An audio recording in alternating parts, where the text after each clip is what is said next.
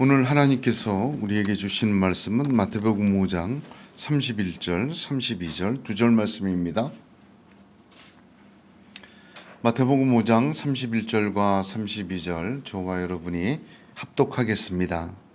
또 일렀으되 누구든지 아내를 버리려거든 이혼 증서를 줄 것이라 하였으나 나는 너희에게 이르노니 누구든지 음행한 이유 없이 아내를 버리면 이는 그로 간음하게 함이요 또 누구든지 버림받은 여자에게 장가드는 자도 간음함이니라. 아멘. 십자가의 주님은 우리를 사랑하셔서 대신 죽으셨습니다. 부활하신 주님은 지금도 살아계셔서 자신이 대속하여 새 생명을 준 저와 여러분을 여전히 무한한 사랑으로 덮어주고 계십니다. 이를 믿으시길 바랍니다. 또한 오늘 우리에게 주시는 예수님의 말씀, 그 음성 들을 때도 그 사랑을 믿는 것처럼 그 음성 들을 때도 믿음으로 들으시기를 바랍니다.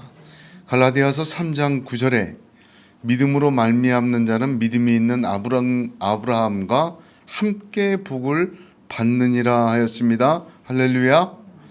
모든 것을 믿음으로 받아들이고 사랑도 믿고 말씀도 믿고 그 진리를 다 믿음으로 받아들일 때 아브라함에게 언약된 그 축복이 저와 여러분의 축복이 되고 삶 가운데 아브라함의 복으로 하나님께서 채워주심을 믿으시길 바랍니다.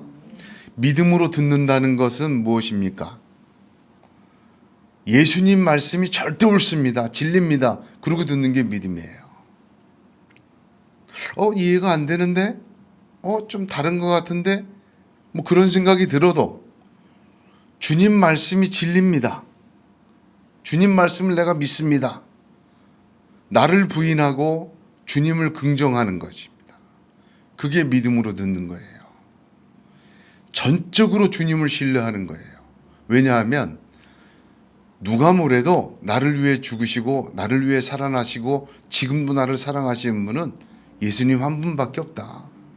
그분이 말씀하시는 것이니까 난 그분 말씀 절대로 신뢰하고 무슨 말씀을 하든 그분이 말씀하시는 건 내가 믿음으로 아멘하고 그 하나님의 지혜로 아멘하겠다.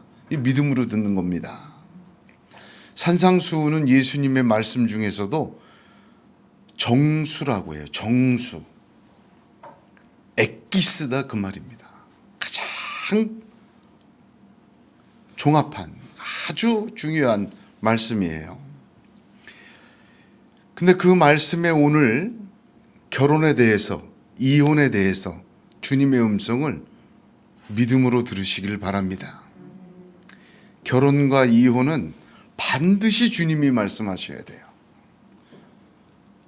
아니, 결혼과 이혼에 대해서 이 주님께서 말씀을 안 해주셨다라면 어떻게 했을까?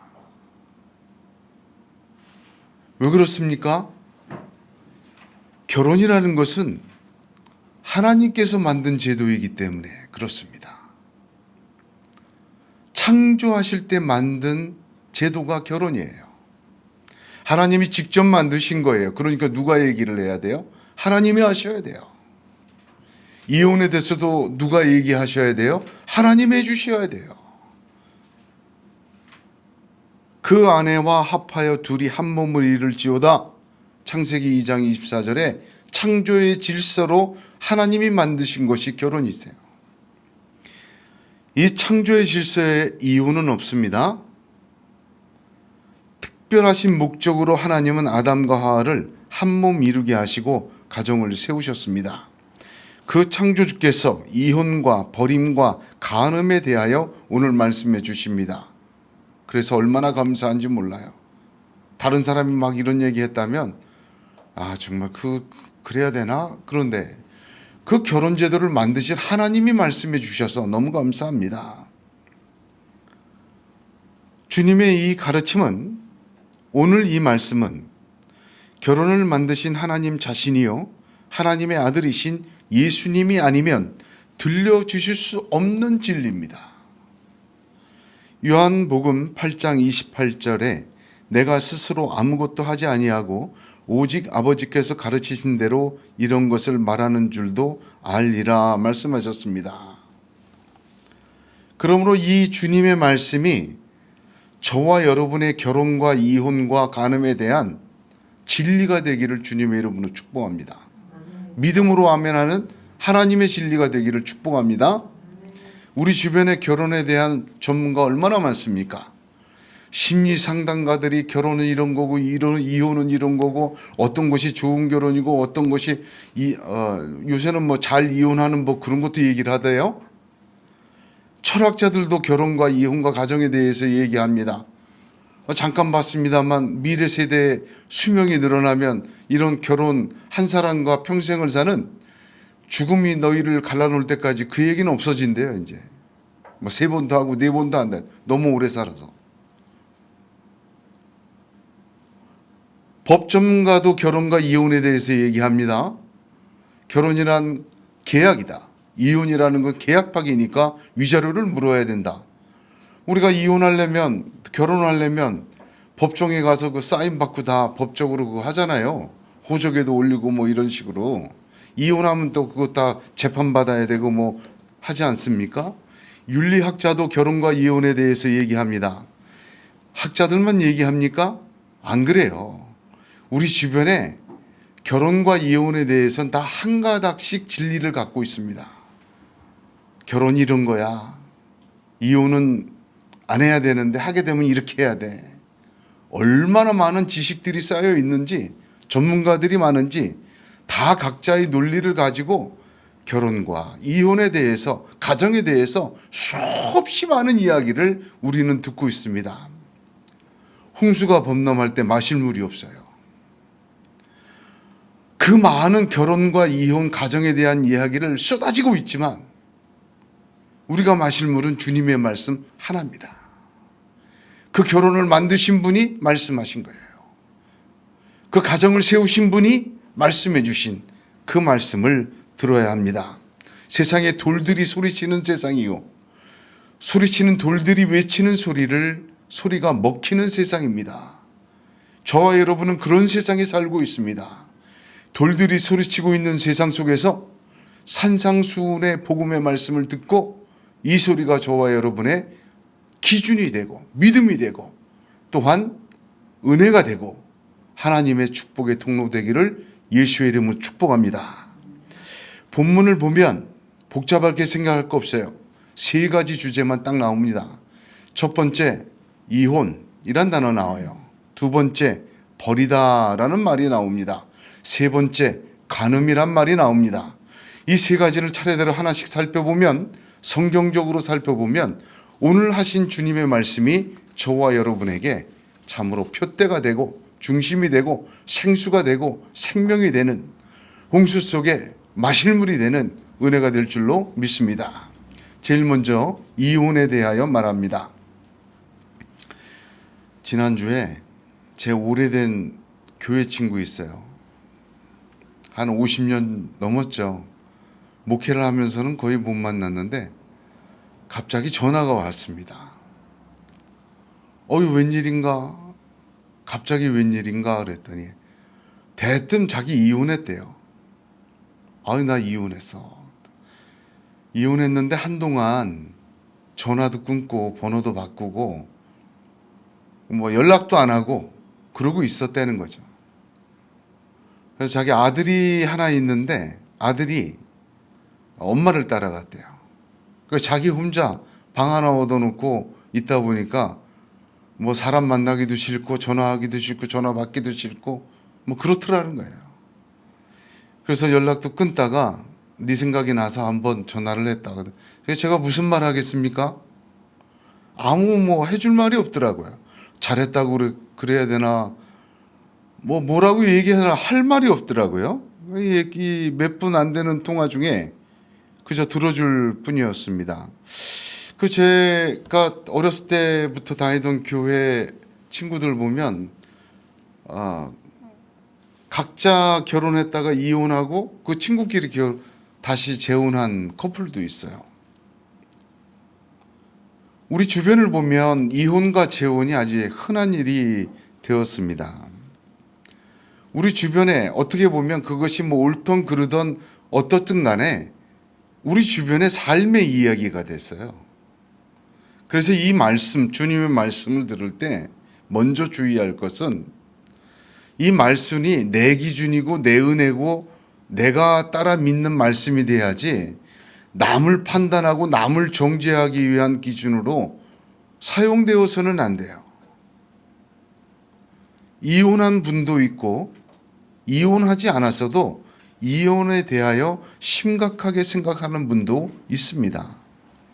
재혼한 분도 계시고 재혼하려는 분도 있습니다. 그 하나하나에 대하여 말하기 전에 우리의 삶의 조건과 형편은 너무나도 복잡하고 다양합니다. 그러나 진리는 하나입니다. 따라서 오늘 산상수훈해 주신 이혼에 대한 주님의 말씀을 내가 품고 내가 받아들일 내 믿음으로 생각하고 남에게 들이댈 잣대나 남을 재단하기는 칼질을 하는 칼이 되어서는 안 됩니다. 존 스토트 목사님은 이 산상수훈 이혼에 대한 강해에서 이렇게 얘기했습니다. 나는 이혼에 대해서 말하기 싫다. 왜냐하면 이혼에 대해서 말하기 전에 결혼과 화해, 용서와 사랑에 대하여 먼저 완전히 이해해야 하기 때문이다. 저희 100% 동감합니다. 결혼이 뭐냐? 화해가 뭐냐? 용서가 뭐냐? 사랑이 뭐냐를 100% 하나님의 말씀대로 이해하고 난 후에 이혼에 대해서 얘기할 수 있고 그러기를 원한다. 그렇게 얘기하셨어요. 그래서 많은 그 주석서나 그 설교집을 비교해 보면요, 이 부분 설교를 못하고 다 넘어갔습니다.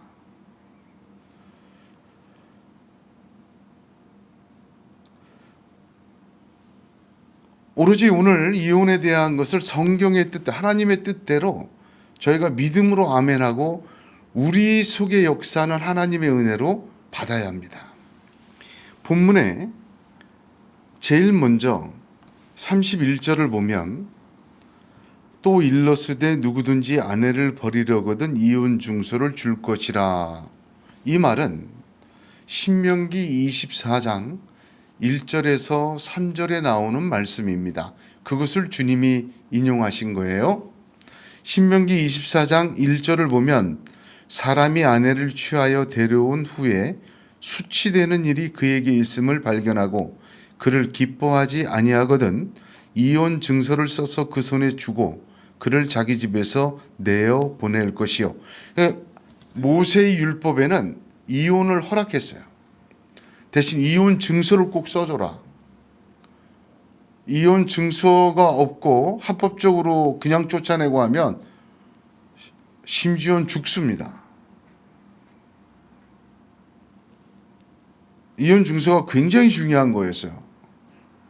이혼한 그 여인의 삶을 위해서. 그래서 그러지 않고 막 내쫓고 자기 맛대로 죽여버리고 린치를 하고 지금도 그런 경우가 있잖아요. 그런 것이 있기 때문에 반드시 증서를 써 공식적으로 해라. 더 이상 가해를 못하도록 장치를 만들어 놓은 것입니다. 제가 지난주에 이 말씀 갖고 참 고민을 많이 했어요. 씨름을 많이 했습니다.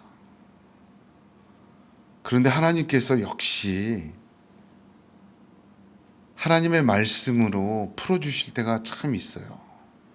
지난주에 제가 마가복음 묵상을 깊이 하는 중에 마가복음 속에 이 이혼에 대한 주님의 설명이 더 들어있는 것을 보았습니다. 마가복음 10장과 12장에 연달아서 바리새인들과 사두개인이 예수님을 시험하려고 물어봐요. 뭘 물어보냐면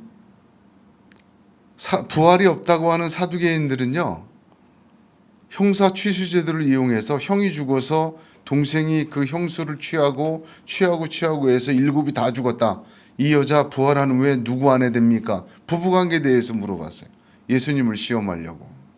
마가복음 10장에서는 바리새인들이 예수님을 함정에 빠뜨리려고 아내를 버리는 것이 옳으니까 가로되 모세는 이혼 증서를 써주어 내어버리기를 허락하였나이다. 예수께서 저희에게 이르시되 너희 마음의 완악함을 인하여 이 명령을 기록하였거니와 창조시로부터 저희를 남자와 여자로 만드셨으니 이러므로 사람이 그 부모를 떠나서 그 둘이 한 몸이 될지니라. 이러한즉 이제 둘이 아니요 한 몸이니 그러므로 하나님이 짝지어 주신 것을 사람이 나누지 못할지니라 하시더라. 집에서 제자들이 다시 이 일을 묻자온데 이르시되 누구든지 그 아내를 내어버리고 다른 데 장가드는 자는 본처에게 간음을 행함이요 또 아내가 남편을 버리고 다른 데로 시집가면 간음을 행함이니라. 이렇게 따로 가르치셨어요. 이 두 말씀 속에 이 산상수훈 오늘 이혼에 대한 말씀에 핵심이 들어 있습니다. 주님의 말씀을 가만히 들어보면 모세의 이혼 증서가 써주고 보냈다고 하는 것은 저희의 완악함 때문에 어쩔 수 없이 모세가 허락한 것이다 이야기를 합니다. 완악함이라는 것은 무슨 뜻이냐? 완악은 부패했다, 악하다라는 뜻 아닙니다. 마가복음 16장 14절을 보면 그 후에 제자가 음식 먹을 때 예수께서 그들에게 나타나사 그들의 믿음 없는 것과 마음이 완악한 것을 꾸짖으시니 이는 자기가 살아난 것을 본 자들의 말을 믿지 아니함 일러라 하죠. 그러므로 완악하다는 말은 부패하거나 악하다는 뜻보다는 말씀을 들어도 믿질 않아요. 은혜를 받아도 감동하지 않습니다. 믿음으로 아멘하지 않는 거예요. 딱딱하게 마음이 굳어서 자기의 생각과 자기의 고집과 자기의 판단을 굳게 붙들고 전혀 미동하지 않는 거예요. 이게 완악한 거예요.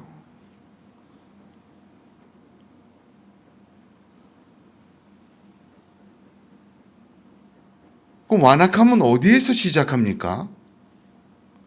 굳은 마음은 어디에서 시작합니까? 죄에서 시작합니다. 창세기를 보면 하나님께서 아담을 깊이 잠들게 하신 후에 갈비뼈를 취하여 여자를 만드셨어요.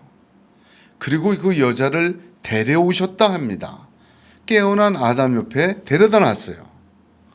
그렇게 만드셨을 때 아담이 그 여인에게 뭐라고 얘기하냐면 이는 내 뼈 중에 뼈요 살 중에 살이다라고 얘기를 합니다. 한마디로 무슨 뜻입니까? 동등한 나와 같은 존재다. 나와 다른 너가 아니라 너와 내가 하나다. 같은 본질과 같은 존재예요. 그래서 남자에게서 취하였은즉 여자라고 불렀어요. 같은 존재예요. 창세기 4장을 보면 하나님은 남자와 여자의 구분이 없게 사람이라는 한 이름으로 두셨어요. 아담이 여자라고 불렀어요. 그런데 창세기 3장을 보면 선악과를 따먹은 이후에 뭐라고 나오냐? 아담이 하와를 뭐로 부르는 자? 이름이 바뀌어요. 살 중에 살이요 뼈 중에 뼈요 여자라고 불렀던 아담이 죄 짓고 난 후 창세기 3장 20절을 보면 아담이 그의 아내의 이름을 하와라고 불렀으니 그 모든 산자의 어머니가 됨이라. 하와라는 말의 뜻은 생명이란 뜻이에요. 산자의 어머니. 나와 같은 존재, 뼈 중에 뼈요 살 중에 살이라고 했던 아담이 죄 짓고 난 후에 뭐라 그랬어요? 산자의 어머니다. 생명이다. 나와 또 다른 너다. 나와 또 다른 생명체이다. 그저 자신과 관계된 뼈 중에 뼈요 살 중에 살이 아니라 산자의 어머니일 뿐이다. 완전히 호칭이 바뀝니다.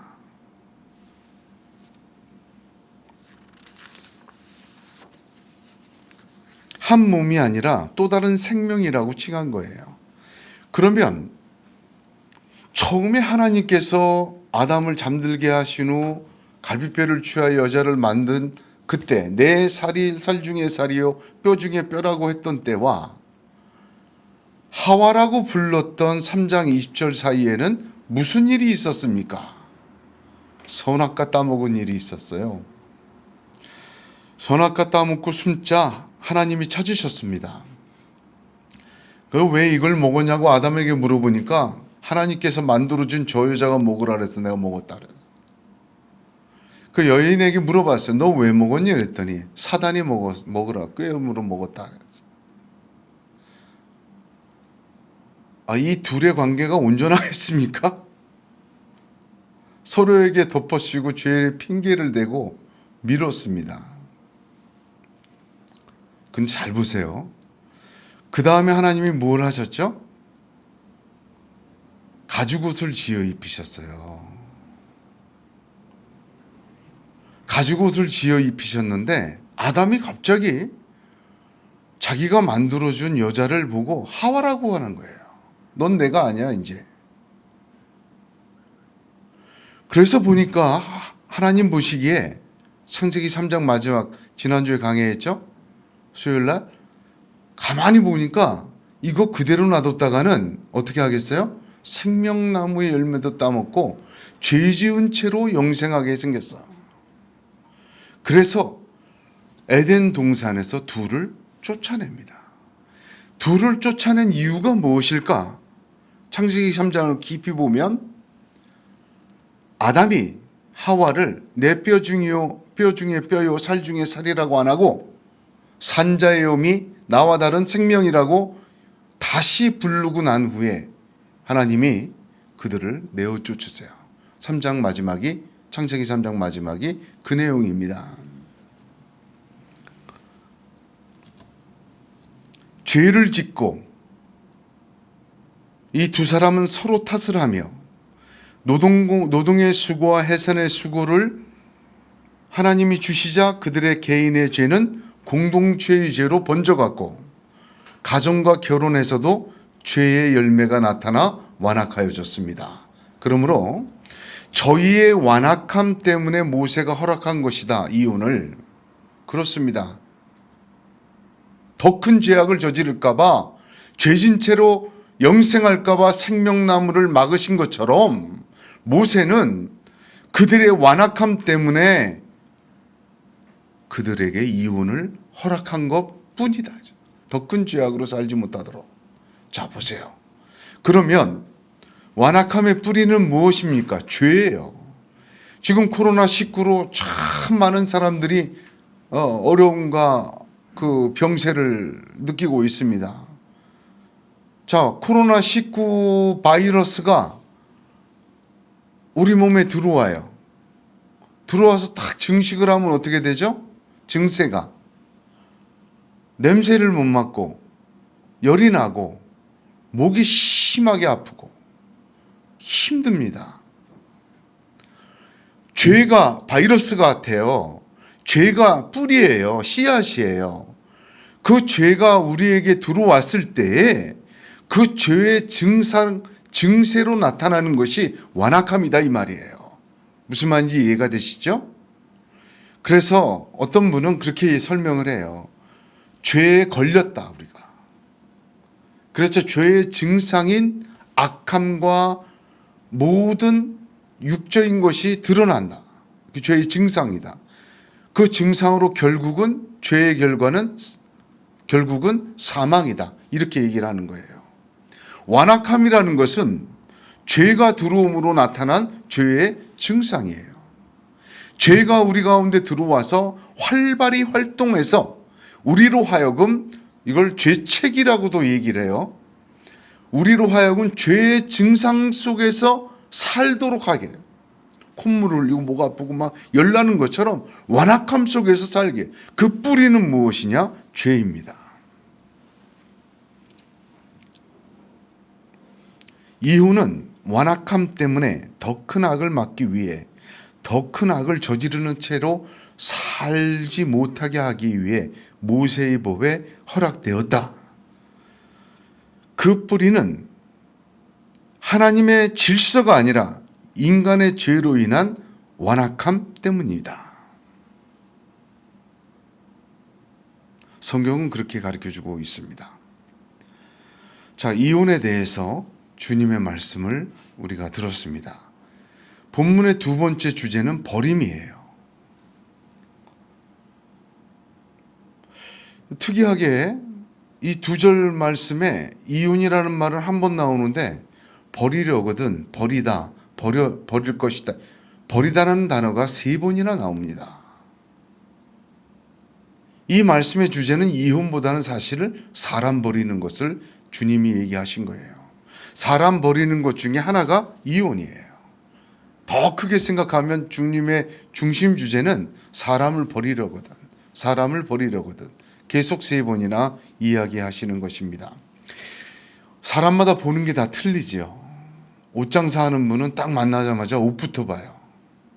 옷 입은 거 보면 대충 그분이 어떤 분인지, 어떤 정도의 취향인지, 어떤 성격인지 거의 뭐 다 파악을 하시더라고요. 신발 파는 분은 신발부터 보잖아요. 신발 뒷꿈박 닳는 거 보고 성격을 아시고 체형을 다 아세요. 목사들은 어디 가면 무엇부터 봅니까? 교회부터 봐요. 목사들이 길을 설명할 땐 항상 어떻게 설명하냐면 그 우측으로 돌면 큰 교회가 있다.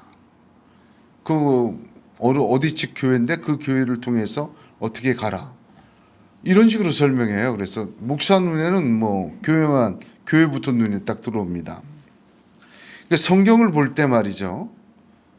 하나님 주님의 음성을 들을 때 제일 먼저 우리는 내 식대로 보게 돼요.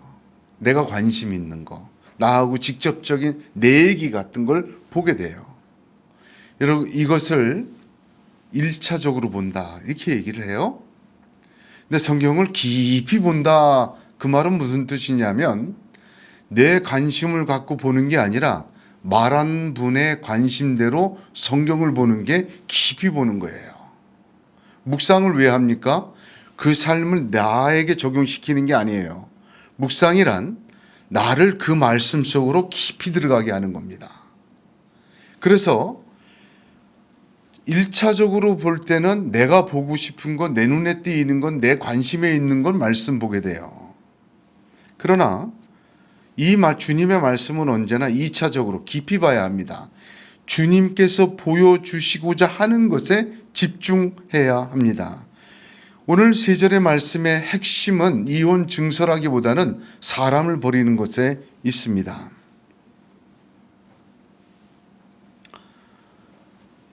유대인들은요, 랍비들이 있었어요. 이 삶과 말씀을 가르쳐주는 이 랍비들의 양대 산맥이 있습니다.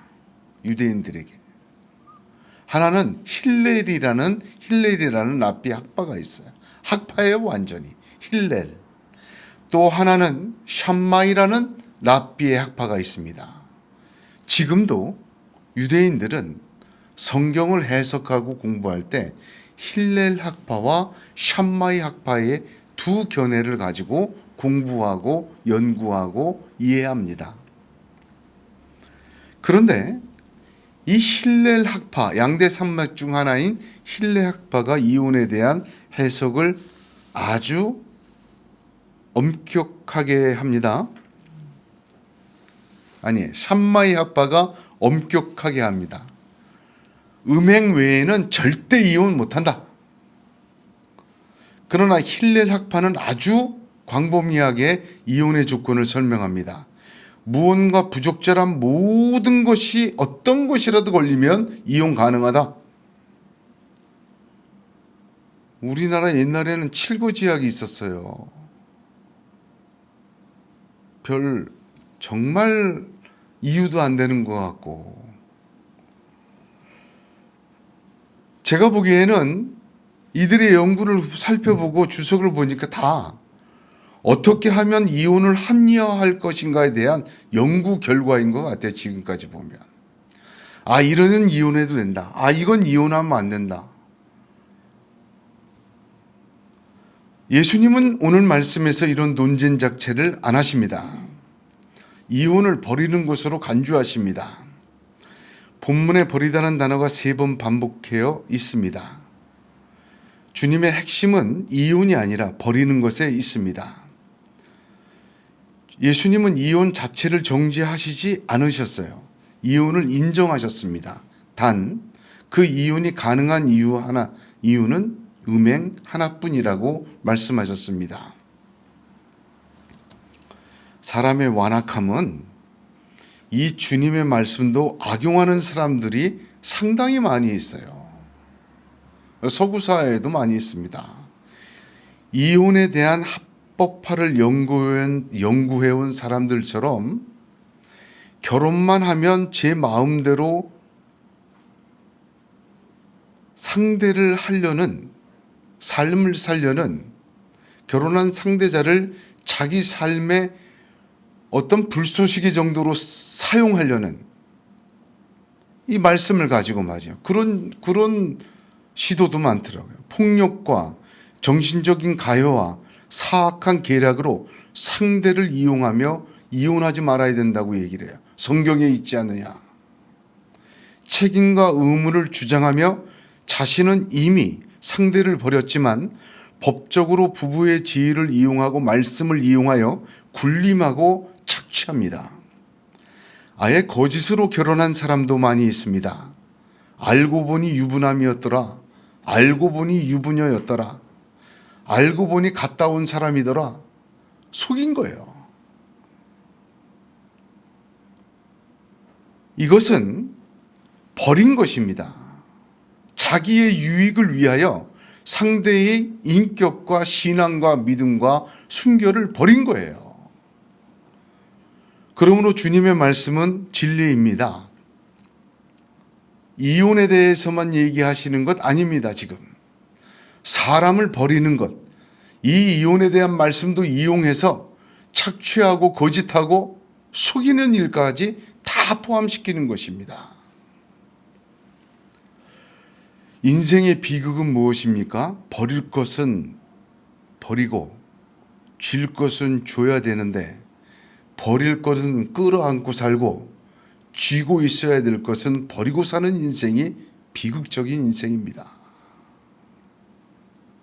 마태복음 23장 23절에 바리새인들을 향하여 화 있을진저 외식하는 서기관들과 바리새인들이여 너희가 박하와 회향과 근처의 11조를 들이되 율법에 도중한 바 의와 인과 신은 버렸도다. 사실은 이스라엘이 그렇습니다. 이스라엘 역사를 보면 하나님을 쥐고 있어야 하는데 우상을 쥐고 하나님을 버려버렸어요. 믿음을 쥐고 있고 말씀을 쥐고 있어야 되는데 믿음은 그거 말씀 그거 잠시 덮어놓자 놓아버렸어요. 눈앞에 보이는 자기의 이익과 자기의 쾌락과 자기의 탐욕을 쫓아 붙들었습니다. 그 공동체는 멸망했습니다. 개인의 삶도 마찬가지입니다. 사울을 보십시오. 하나님을 쥐고 믿음을 쥐고 겸손을 쥐고 있다가 그것을 놓고 교만을 쥐고 권력을 쥐고 탐욕을 쥐고 그러다가 멸망하지 않습니까? 저와 여러분은 어린아이의 일을 버려야 합니다. 모든 악독과 우상을 버려야 합니다. 죄는 버려야 돼요. 더러움은 버려야 돼요. 그거 쥐고 있어봐야 썩은 구정물의 단맛입니다. 여러분 과감하게 버려버리세요. 쥐고 있을 것을 쥐고 있어야 됩니다. 예수님 쥐고 놓지 마십시오. 말씀 쥐고 놓지 마십시오. 믿음 쥐고 놓지 마십시오. 예배 쥐고 놓지 마십시오. 하나님 쥐고 놓지 마십시오. 내가 놓지 말아야 될 것을 놓지 말고 버릴 것을 버려가는 믿음의 사람이 되시기를 바랍니다. 하나님은 우리를 버리지 않으십니다. 시편 37편 28절이 대표적입니다. 여호와께서 공의를 사랑하시고 그 성도를 버리지 아니하심이로다. 저희는 영영이 보호를 받으나 악인의 자손은 끊어지리로다 하였습니다. 하나님이 버리지 않는 그 사람을 우리도 버리지 말아야 합니다. 하나님이 버리지 않는 사람을 내가 버릴 수 없습니다. 우리가 버리려는 사람도 하나님은 끝까지 사랑하시고 버리지 아니하십니다.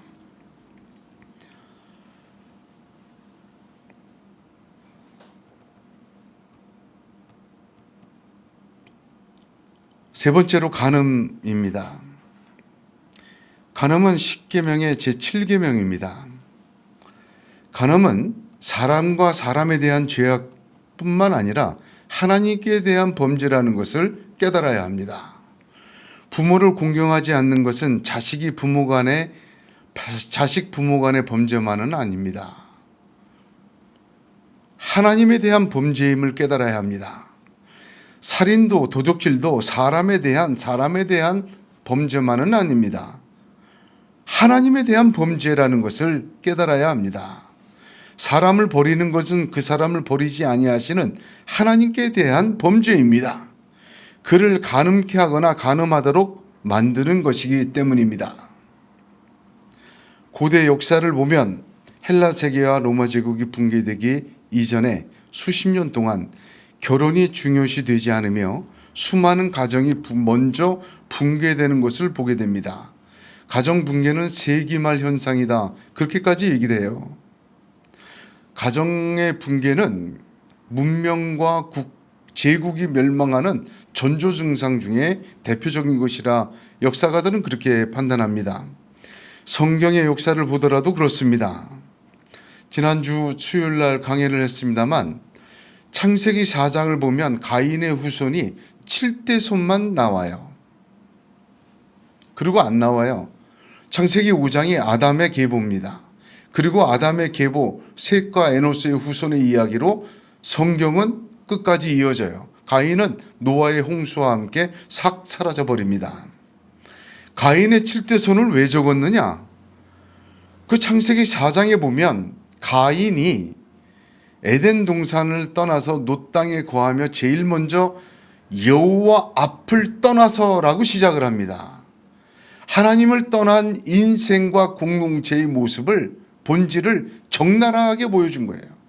결국은 홍수로 완전히 멸망하는 하나님을 떠난 하나님께 범죄한 여호와 앞을 떠난 인생과 그 7대를 정확하게 보여주는 겁니다. 여호와 앞을 떠나서 놋 땅에 거할 때 제일 먼저 한 일이 성을 쌓았다 합니다. 성을 쌓는다는 것은 단순히 집을 지었다는 뜻이 아닙니다. 하나님을 떠난 문명을 말하고 하나님을 떠난 힘과 기술과 재산의 축적을 말합니다. 하나님 없는 세상적인 완벽한 성국을 거둔 곳이에요. 그리고 그 아들들이 이어지면서 그 이름들에 나타난 뜻을 보면 문명과 힘과 부가 엄청나게 발전을 합니다. 마치 하늘 꼭대기까지 바벨을 쌓아도 될 것만큼 엄청나게 발전해요.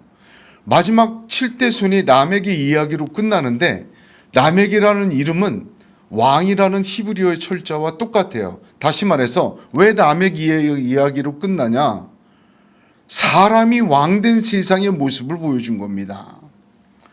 라멕은 그 제일 먼저 라멕의 이야기가 나오면서 두 아내를 맞았다 나옵니다. 일부 일처제가 여기 깨져요. 일부 다처제를 처음 보여준 게 라멕입니다. 다시 말해서 가인이라고 대표되는 하나님을 떠난 문명과 힘과 사람들은 성을 쌓고 가정이 붕괴돼 하나님의 질서와 다른 자기가 왕된 질서로 사람의 질서로 바꿔놓습니다. 결혼과 이혼에 대한 규정과 현실은 성경만 다루지는 않습니다. 윤리와 문화와 시대의 정신도 다루고 있습니다. 고리덕음업이라는 것도 마찬가지입니다. 세상의 질서, 사람의 질서는 이를 인정합니다. 그러나 고리덕음을 하나님은 정죄하죠. 하나님을 떠난 세상은 자신들이 왕이 되어 참된 왕이신 하나님의 창조의 질서를 사람의 질서로 재해석하여 사용하고 만들어버립니다. 하나님의 말씀조차 자기가 왕되어 사람의 질서로 이해시키고 사람의 현실에 맞도록 재해석하는 것, 가인의 문명입니다.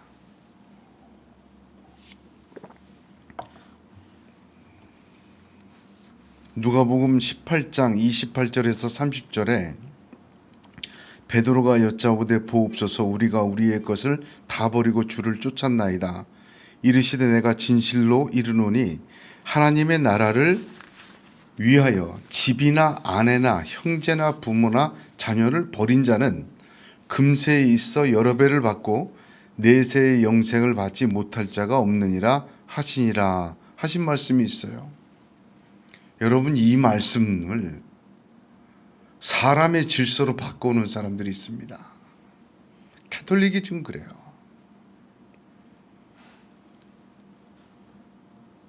버리는 것을 합리화시켰어요. 이 말씀 때문에. 종교적이고 신앙적인 이유라면 이혼해라.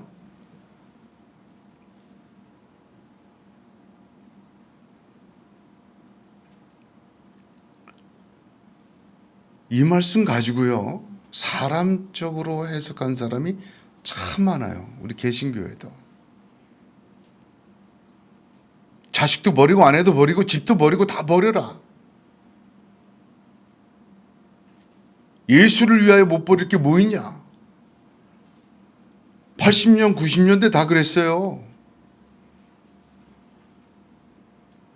이것은 사람의 해석으로 바꾸는 해석입니다. 이 말씀은 이혼을 말씀한 게 아니에요.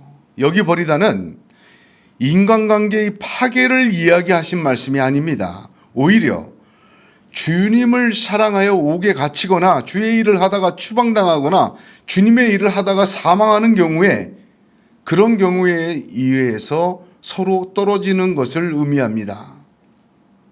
베드로는 예수님의 수제자인데 결혼했잖아요. 끝까지 장모까지 다 데리고 다녔어요.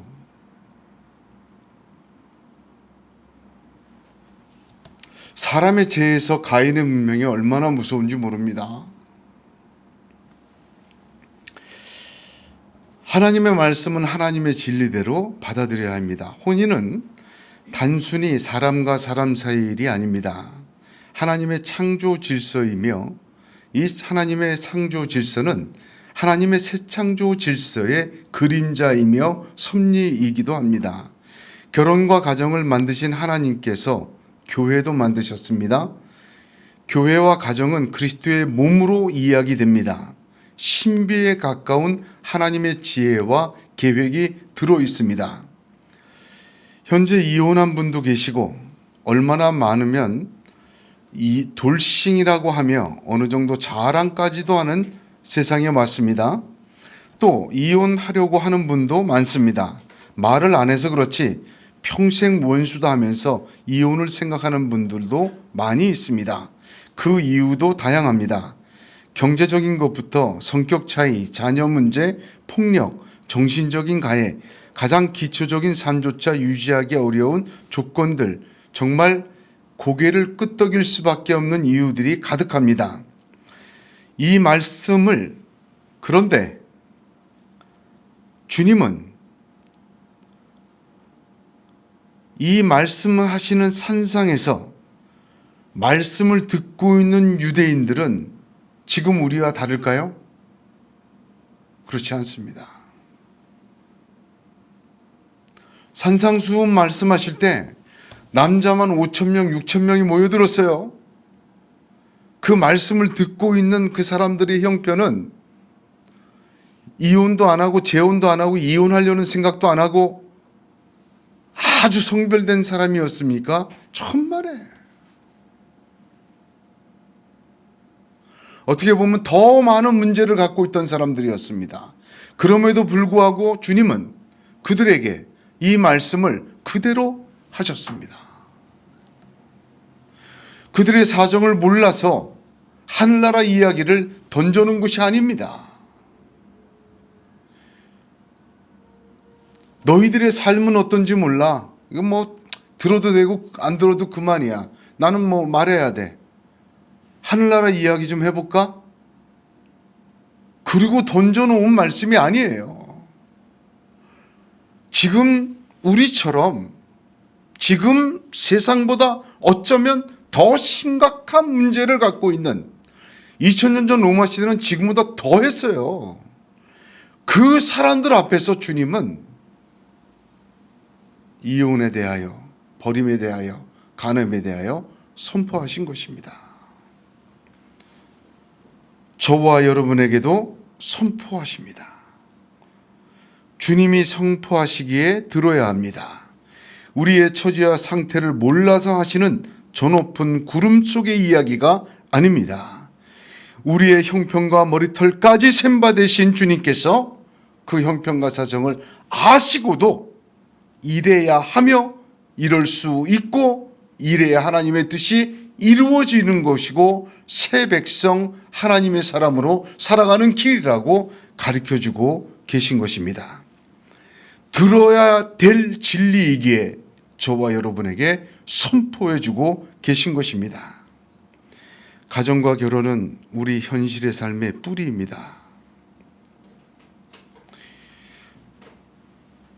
현실 삶의 뿌리에는 하나님의 뜻이 적용이 안 되고 잎사구와 열매에만 하나님의 뜻이 적용되길 원합니다. 여러분, 그건 거짓이에요. 잎사구와 열매에만 하나님의 진리가 선포되고 보이지 않는 땅 속에 내 뿌리는 하나님의 말씀과 상관없이 나는 살겠다. 여러분, 이거는 말이 안 되는 이야기입니다. 누구도 이혼을 바라는 사람은 없습니다. 누구도 가늠하기를 원하는 사람은 없습니다. 누구도 가정이 깨어지기를 원하는 분 아무도 없습니다. 우리는 행복한 가정을 꾸리고 싶고 아름답고 행복한 결혼 생활을 이어가고 싶습니다. 그 길은 어디에 있습니까? 그 결혼을 만드신 하나님의 진리 속에 있음을 믿으시길 바랍니다. 우리의 뿌리 속에, 드러내고 파내기 어려운 그 뿌리 속에 하나님의 진리의 말씀의 섭리가 임하기 시작할 때 그 뿌리를 통하여 줄기도 새로워지고 잎사구도 새로워지고 열매도 달라지는 것을 믿으시길 바랍니다. 하나님은 말씀을 주실 땐 반드시 역사하려고 주시는 거예요. 그냥 던지시는 게 없어요. 하나님께서 내게 마음을 두드리고 내게 말씀이 은혜로워 주실 때는 그 말씀 그대로 역사하시는 하나님의 능력이 나타남을 믿으시길 바랍니다. 오늘 가정과 결혼은 우리 인생의 뿌리입니다. 이 뿌리에도 주님의 말씀은, 주님의 진리는 스며들어야 합니다. 스며드는 주님의 말씀과 진리는 전혀 새로운 존재로, 새 생명으로 저와 여러분을 바꾸어 놓으실 줄로 믿으시길 바랍니다. 그렇게 되기를 우리 주님의 이름으로 축복합니다. 기도하겠습니다.